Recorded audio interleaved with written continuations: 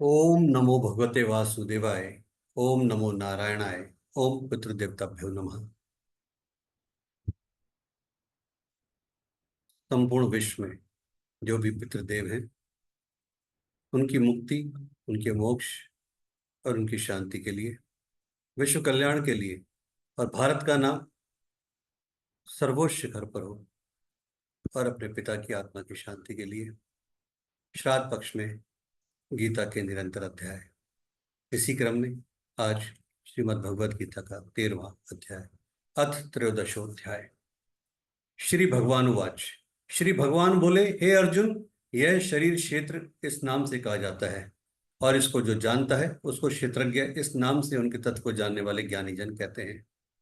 हे अर्जुन, तू सब क्षेत्रों में क्षेत्रज्ञ अर्थात जीवात्मा भी मुझे ही जान, और क्षेत्र क्षेत्रज्ञ को अर्थात विकार सहित प्रकृति का और पुरुष का जो तत्व से जानना है वह ज्ञान है, ऐसा मेरा मत है।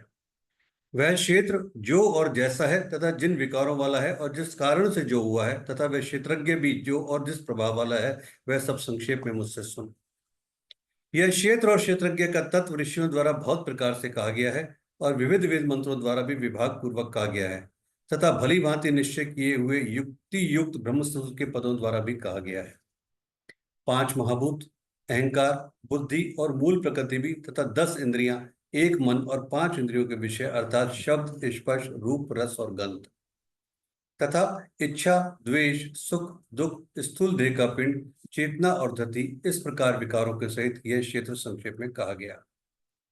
श्रेष्ठता के अभिमान का अभाव, दंभाचरण का अभाव, किसी भी प्राणी को किसी प्रकार ना सताना, क्षमा भाव, मन वाणी आदि की सरलता, श्रद्धा भक्ति सहित गुरु की सेवा, बाहर भीतर की शुद्धि, अंतःकरण की स्थिरता और मन इंद्रियों सहित शरीर का निग्रह, इस लोक और परलोक के संपूर्ण भोगों में आसक्ति का अभाव और अहंकार का भी अभाव, जन्म, मृत्यु, जरा और रोग आदि में दुख और दोषों का बार बार विचार करना, पुत्र, स्त्री, घर और धन आदि में आसक्ति का अभाव, ममता का ना होना तथा प्रिय और अप्रिय की प्राप्ति में सदा ही चित्त का सम रहना, मुझ परमेश्वर में अनन्य योग के द्वारा अव्यभिचारिणी भक्ति तथा एकांत और शुद्ध देश में रहने का स्वभाव और विषयासक्त मनुष्य के समुदाय में प्रेम का ना होना, अध्यात्म ज्ञान में नित्य स्थिति और तत्व ज्ञान के अर्थरूप परमात्मा को ही देखना, यह सब ज्ञान है। और जो इससे विपरीत है वह ज्ञान है, ऐसा कहा है। जो जानने योग्य है तथा जिसको जानकर मनुष्य परमानंद को प्राप्त होता है, उसको भली भांति कहूंगा। वह अनादि वाला परम ब्रह्म न सती कहा जाता है न असती। वह सब और हाथ पैर वाला, सब और नेत्र, सिर और मुख वाला तथा सब और कान वाला है, क्योंकि वह संसार में सबको व्याप्त करके स्थित है। वह संपूर्ण इंद्रियों के विषय को जानने वाला है, परंतु वास्तव में सब इंद्रियों से रहित है तथा आसक्ति रहित होने पर भी सबका धारण पोषण करने वाला और निर्गुण होने पर भी गुणों को भोगने वाला है। वह चराचर सब भूतों के बाहर भीतर परिपूर्ण है और चराचर भी वही है, और वह सूक्ष्म होने से अविज्ञ है तथा अति समीप में और दूर में भी स्थित वही है। वह परमात्मा विभाग रहित एक रूप से आकाश के सदृश परिपूर्ण होने पर भी चराचर संपूर्ण भूतों में विभक्त सा स्थित प्रतीत होता है, तथा वह जानने योग्य परमात्मा विष्णु रूप से भूतों को धारण पोषण करने वाला और रुद्र रूप से संहार करने वाला तथा ब्रह्म रूप से सबको उत्पन्न करने वाला है। वह परब्रह्मा ज्योतियों का भी ज्योति एवं माया से अत्यंत परे कहा जाता है। वह परमात्मा बोध स्वरूप, जानने की योग्य एवं तत्व ज्ञान से प्राप्त करने योग्य है और सबके हृदय में विशेष रूप से स्थित है। इस प्रकार क्षेत्र तथा ज्ञान और जानने योग्य परमात्मा का स्वरूप संक्षेप से कहा गया। मेरा भक्त इसको तत्व से जानकर मेरे स्वरूप को प्राप्त होता है। प्रकृति और पुरुष, इन दोनों को ही तू अनादि जान, और राग द्वेषादि विकारों को तथा त्रिगुणात्मक संपूर्ण पदार्थों को भी प्रकृति से उत्पन्न जान। कार्य और कर्ण को उत्पन्न करने में हेतु प्रकृति कही जाती है और जीवात्मा सुख दुखों के भोक्तापन में अर्थात भोगने में हेतु कहा जाता है। प्रकृति में स्थित ही पुरुष प्रकृति से उत्पन्न त्रिगुणात्मक पदार्थों को भोगता है और इन गुणों का संगी जीवात्मा की अच्छी बुरी योनि में जन्म लेने का कारण है। इस देह में स्थित ये आत्मा वास्तव में परमात्मा ही है। वह साक्षी होने से उपद्रष्टा और यथार्थ सम्मिलित देने वाला होने से अनुमंता, सबका धारण पोषण करने वाला होने से भर्ता, जीव रूप से भोक्ता, ब्रह्मा आदि का भी स्वामी होने से महेश्वर और शिव सच्चिदानंद घन होने से परमात्मा, ऐसा कहा गया है। इस प्रकार पुरुष को और गुणों के सहित प्रकृति को भी जो मनुष्य तत्व से जानता है, वह सब प्रकार से कर्तव्य कर्म करता हुआ भी फिर नहीं जन्मता। उस परमात्मा को कितने ही मनुष्य तो शुद्ध हुई सूक्ष्म बुद्धि से ध्यान के द्वारा हृदय में देखते हैं, अन्य कितने ही ज्ञानियों के द्वारा और दूसरे कितने ही कर्मियों के द्वारा देखते हैं अर्थात प्राप्त करते हैं।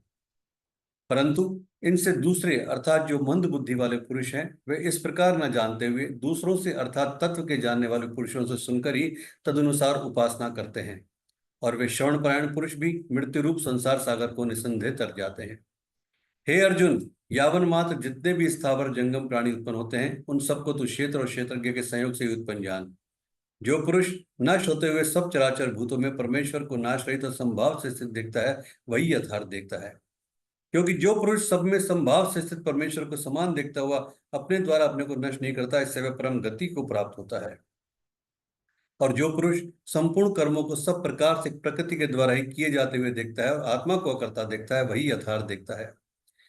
जिस क्षण यह पुरुष भूतों के पृथक पृथक भाव को एक परमात्मा में स्थित था, उस परमात्मा ही से ही संपूर्ण भूतों का विस्तार देखता है, उसी क्षण वह सच्चिदानंद ब्रह्म को प्राप्त हो जाता है। हे अर्जुन, अनादि होने से और निर्गुण होने से ही अविनाशी परमात्मा शरीर में स्थित होने पर भी वास्तव में ना तो कुछ करता है और ना लिप्त होता है। जिस प्रकार सर्वत्र व्याप्त आकाश सूक्ष्म होने के कारण लिप्त नहीं होता, वैसे ही देह में सर्वत्र स्थित आत्मा निर्गुण होने के कारण देह के गुणों से लिप्त नहीं होता। हे अर्जुन, जिस प्रकार एक ही सूर्य संपूर्ण ब्रह्मांड को प्रकाशित करता है, उसी प्रकार एक ही आत्मा संपूर्ण क्षेत्र को प्रकाशित करता है।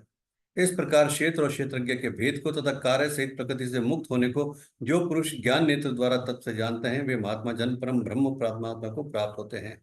ओम तत्सदिति श्रीमद् भगवद गीता उपनिषत्सु ब्रह्म विद्यायाम योग शास्त्रे श्री कृष्ण अर्जुन संवादे क्षेत्र क्षेत्रज्ञ विभाग योगो नाम त्रयोदशोध्याय।